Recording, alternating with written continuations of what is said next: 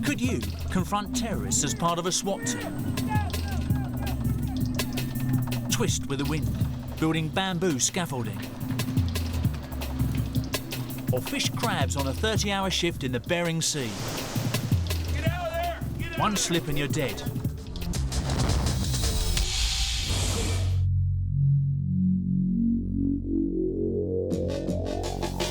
What keeps you awake at night? Money? The kids? Indigestion? How about terrorists? The kind you either have to negotiate with or take out. This SWAT team never sleeps easy. Washington, D.C. is a terrorist's dream target, a SWAT team's nightmare. This is a hijack! Everybody get your hands up now! Get over this plane! Hands up! But how do you make fighting terrorism your day job?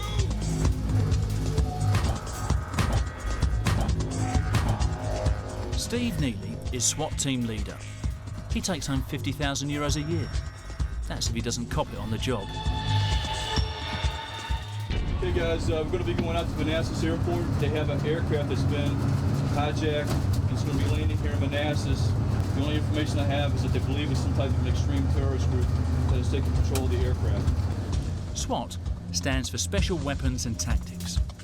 These are police officers trained for the toughest line of duty you could imagine. All right guys, we're 1 minute out. Lock and load. And they're trained to kill, if they have to.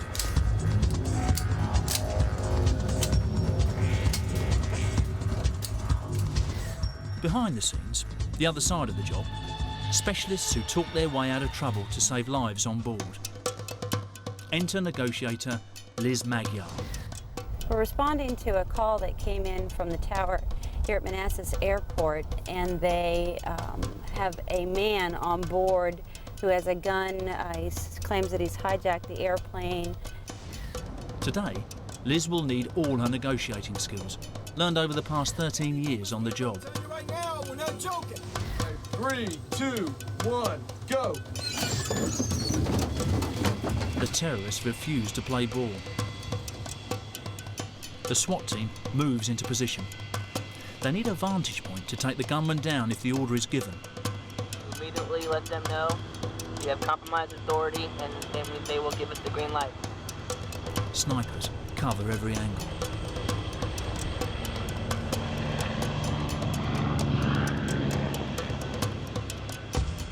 We are in charge of this aircraft. If we have any movement on your part, we will not hesitate to shoot you or kill you. Get your hands up! Do it now! We understand each other. Don't move! We have a mission. We have a cause. And you will find his cause out as we move along. The plane carries 20 civilians, who the terrorists intimidate into submission. Liz knows their game. As a negotiator, she must convince the gunmen that their hostages are also human. Hi, it's Sally. Who? Sally, with the police department. Two other voices. Sally is the secret weapon, a police officer trained to communicate directly with terrorists who she can't even see, You're right, and who could be psychotic. If it wasn't for the care you gave her, she probably would have bled out. We put her outside. I didn't throw her outside. She must create a rapport with them quickly. There's already a problem. The hijacker's phone isn't working. It's down to Steve to deliver a portable phone. He's cautious. It could be a trap.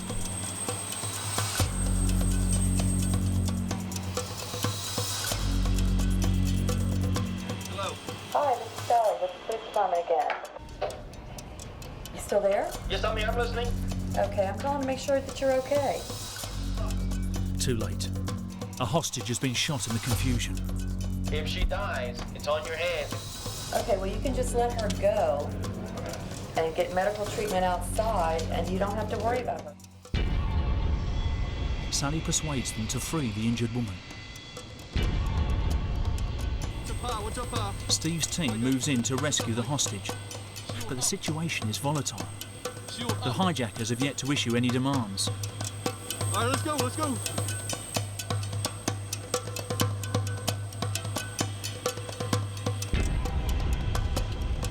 Just as the team regains some control, the pilot escapes, and the gunmen respond by upping the ante. You, back there. Come here, come here. Get up, come on, let's go. Put your hands up.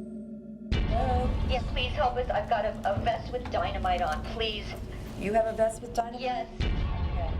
Now, where are the guys at that did this to you? I don't know. There's one guy right next to me right now. Please help us. You will show us respect. I do respect you, and I respect what your cause is. And I'm glad that you've told me what you're here for. And that way I can at least work with you and have, an understanding of what's going on. Okay, I You understand. need to tell me where these pilots are and that they're going to be here in 10 minutes. I'll check back with you. Okay, but can you go? And I want a statement of our cause released to the press. When these things are done, I will release hostages to show you that I'm a man of my word, and I'll give you one right now. Good. Okay. With human bombs now in the frame, it's time for action on the ground. Okay, it's going to be the same stack that we just had, minus Esteban. We're not going to have a rear guard, so it's just going to be me and Michael and Shields, Vic and John as the cover people. Contact! Get over here! Over here! Over here! Over here! No! Rule number 1. Treat every hostage as a potential suspect. What will the gunman want next?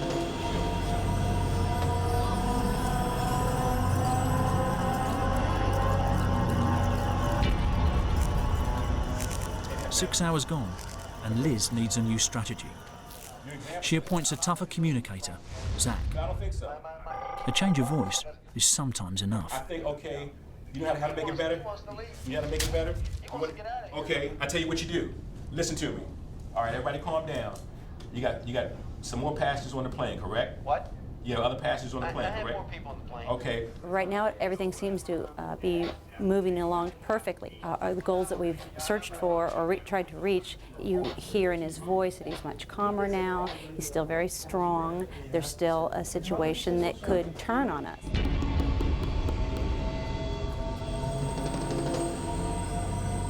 In return for food, the terrorists freed more hostages. Contact! Walk this way! Backwards! Stop! But Steve doesn't like it, and his instincts prove right. One of the hostages is in fact a hijacker trying to bail out.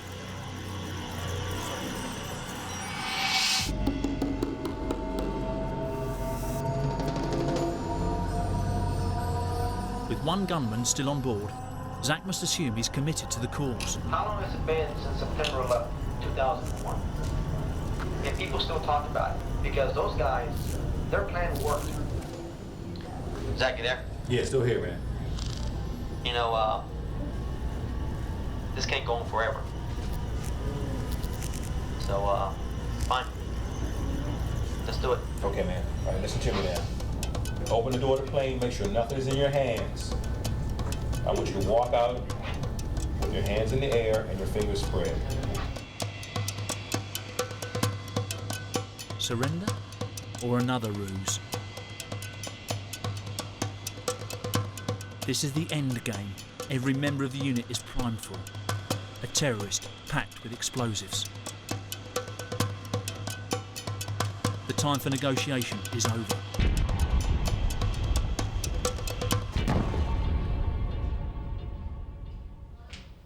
It's a blow for the negotiators, but in this job, you can't talk forever. You may have guessed, today's mission was just a training exercise. Put it in your hands. It shows just how high the stakes are. The character and training required for a job where every second counts. The white shirt! You blink, you could be dead. Could you save or take a life if you had to? As the cover people. Coming up, the men who take their own lives in their hands fishing. For crabs.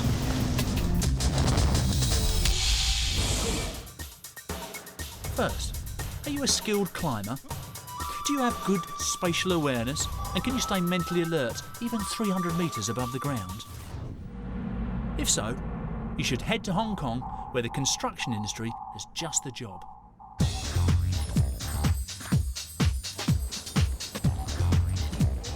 be warned. Your life balances on a narrow piece of cane, and you won't be equipped with a parachute. This is Sing Ma, a bamboo scaffolder. His money's pretty good, around 24,000 euros a year. Less than a SWAT team leader, but arguably, he may have more time to spend it. With 40 years on the job, Ma is highly skilled in his trade. He has to be. I am 63 years old, but I am still climbing the bamboo scaffolds, the most modern skyscrapers in Hong Kong. Hong Kong boasts around 8,000 high-rises, crammed into a mere 200 square kilometres of territory.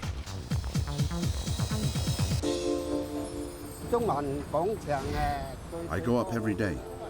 It takes 3 minutes to get to the 53rd floor. When I started, I was a bit afraid of heights. One day, the elevator stopped moving. It started to shake violently. It was very frightening. This scare, 30 years ago, was the first time Ma feared for his life, but it wouldn't be the last.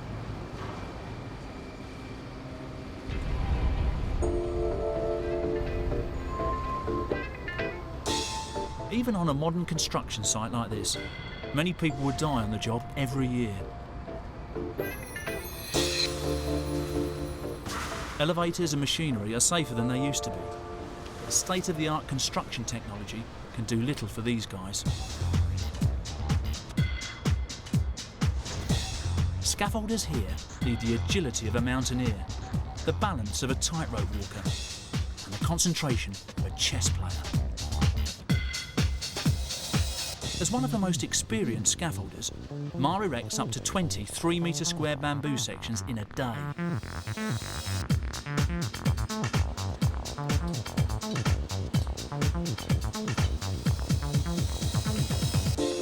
When he first signed up, there was no such thing as formal training. He learned on the job by watching your elders. First off is to learn how to tie knots. Today, there's a crash course to teach you the basics, if you're mad enough to try it. But why hasn't bamboo been replaced by steel scaffolding? Because round here, bamboo does the business. Bamboo is more reliable than steel in a storm, as bamboo is flexible. Steel scaffold is more likely to collapse in high winds. Using bamboo, we can fit the scaffold shape to the building, so it's more aerodynamic.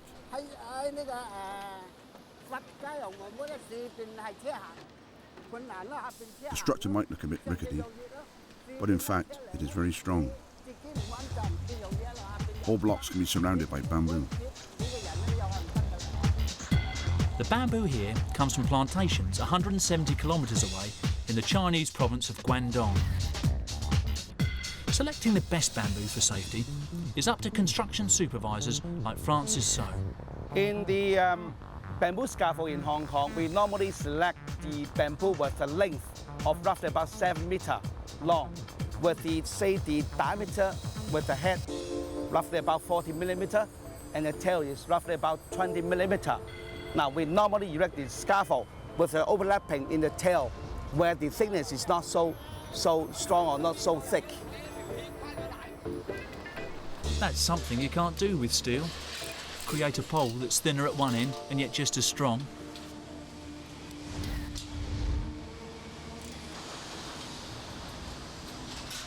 According to Chinese history, it was a master builder named Lu Pan who first turned the art of bamboo scaffolding into a science. He was elevated to a patron saint for his services. 2,000 years later, and there's much more to bamboo than meets the Western eye. The best poles are yellow at the end. This means it's supple. If it's grey, it's too old and will break.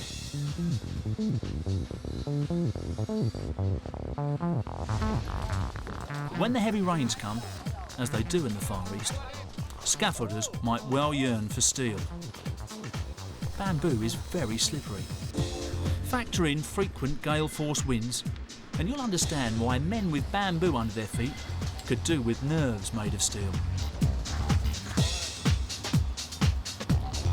Still, there is one modern concession to this age-old practice: the use of nylon ties.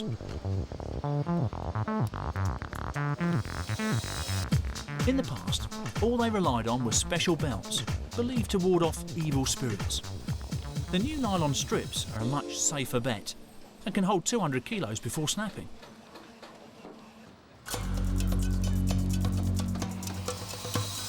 "200 kilos is equivalent to about 2 men, so you need to know who you're sharing your space with.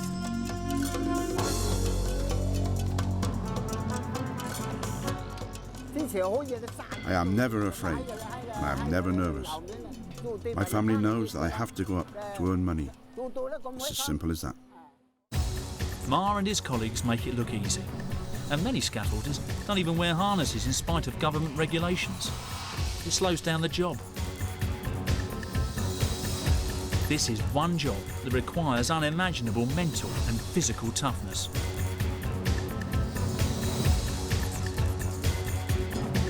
With over 350 new high-rises already planned for Hong Kong, Ma will keep busy until he retires. When he does, he'll certainly deserve an award for staying power.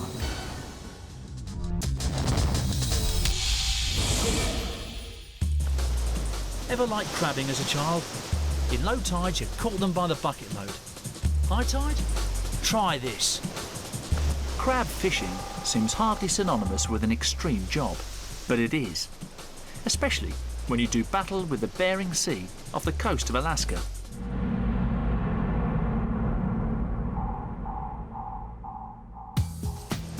Here, nature's a killer.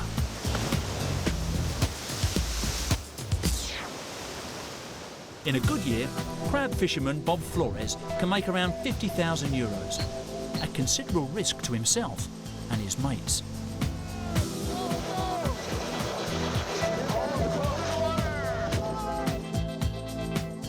Bob's pretty laid back about his skills, basic seamanship and superhuman stamina.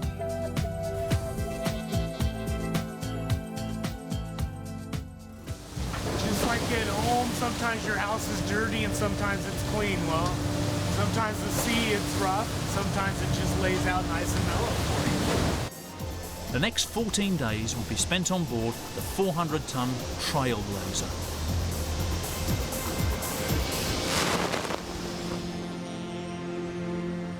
At 4:30 a.m, he's at the dock, equipped with enough dry clothes to see him through his next shift. How's it going, Bob? Glad to have you aboard. Once at sea, the captain runs through the order of the day. Cut the south. Wayne Baker, the captain, I guess I know him as kind of like a crab god in a sense, because he goes out and he knows how to catch crab. Finding crabs in the 2 million square kilometres of the Bering Sea takes navigational skill, an intimate knowledge of fishing grounds, and a tough crew. Up here we rotate because this is the most physical job right here, throwing the shots. Luis, he's untying the stack, getting the pots ready. He's doing the bait, closing the doors. And he's running hydros, helping close the doors. 30 cages are lashed together. Once overboard, they sink 100 metres down to the bottom, where they stay for 12 hours while the bait does its job. We want the pots to lay a certain way, and the way you see them laying on the launcher, that's how we want them to lay on the bottom of the ocean. We want them so the crab crawl up in the tunnels, otherwise they don't feed or fish very well.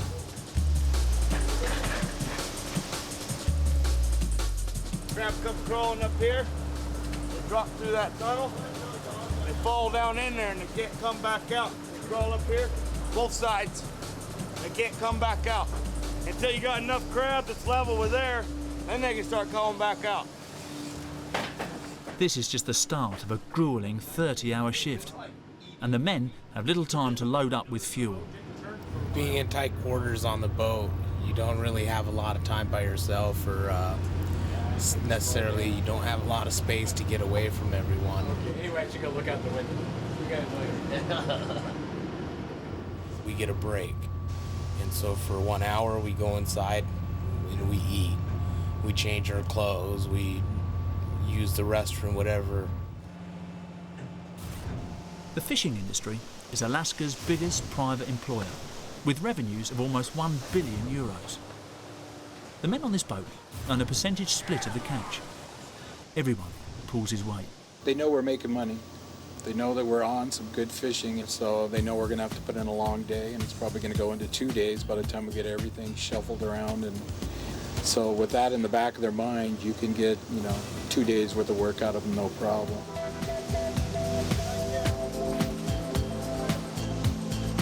This is one tough job where you need brains and brawn, plus some environmental awareness. I'm sorting the crab by species and size. We have a legal size on the apelio that we have to take. 4 inches, so anything smaller than this stick goes back in the water. Too many men die crab fishing, up to 3 in every 1,000. The reasons that people put themselves at risk out here to get hurt or killed or whatever, just to get injured, you could hurt your back, you can give yourself a hernia. They vary, the reasons do. Some people are out here purely for the money, and they might hate their job, but this is the best way they know how to earn money. But some of us are out here because we truly just respect the ocean, we enjoy it. And like for myself, in the course of the years, I've had friends that have gotten hurt pretty bad. I've had friends that lost their lives out here. And it's pretty tough when you go out and boats are disappearing and the whole crew's gone. The Bering Sea claims 30 lives a year from shipboard accidents, and even pros like Bob never truly relax until the job is done. Crab, Bob. Survival time overboard is less than an hour. On deck, you may face 150 km/h winds and 6-metre high waves, so you'd better stay alert. I've been dead tired on deck working before, and not once have I dropped in my tracks. There's some mental pain that goes with it, along with the physical pain.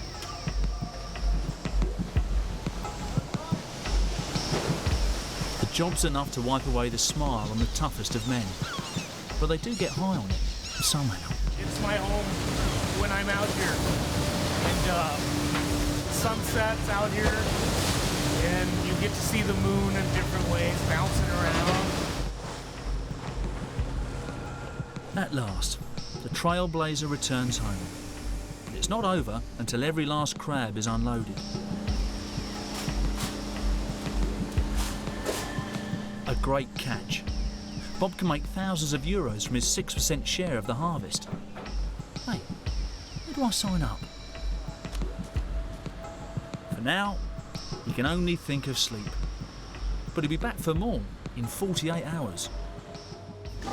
If you can handle high seas and back-breaking work in freezing weather, in the knowledge that one slip and you're dead, maybe you could make it as a crab fisherman.